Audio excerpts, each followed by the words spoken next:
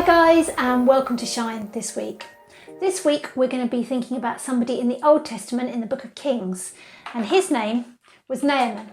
Now Naaman, this is Naaman, was commander-in-chief of the top of the army. He was really important.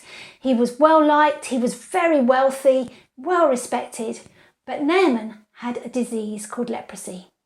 Leprosy is a horrible disease. It starts off with big red spots all over your body, and then they turn to white and they become really nasty, and it's a horrible disease to live with. And Naaman, he had this disease. And he also had in his household a servant girl.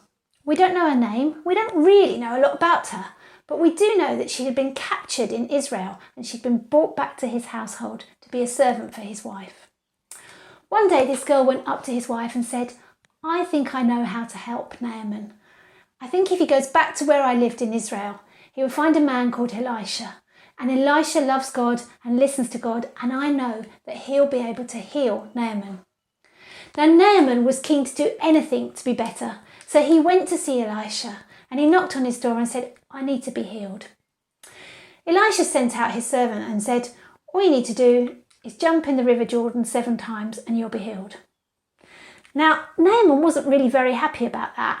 He was a great person, he was really important, and he was used to dealing with people and talking to them in an important way. And he'd really thought that Elisha would come out and wave his hands over him and say, "I'm going to heal you, it's going to be amazing."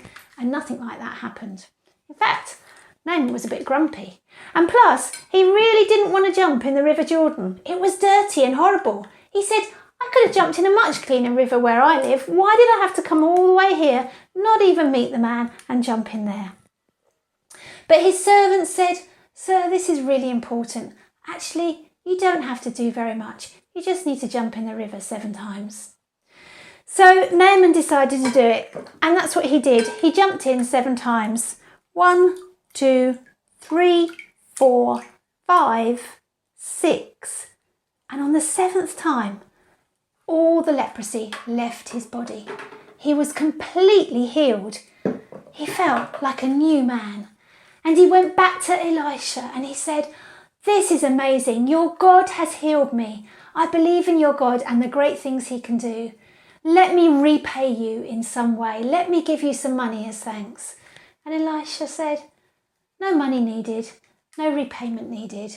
Just go home." And that's what he did. He went home. All of his household then believed. It was amazing. Now this is an amazing story of something that God did without any need for repayment. But it's also an amazing story about that little servant girl. You see, she was quite brave. She did something quite amazing. She wasn't very special, but she wanted to serve her God, and she did it by sharing her faith and sharing something really important for Naaman, which completely changed his life. I just wonder this week, is there something you can do? You might just be feeling a bit ordinary, but you know you can serve God by doing amazing things. Why not go and do it this week? Have a great week.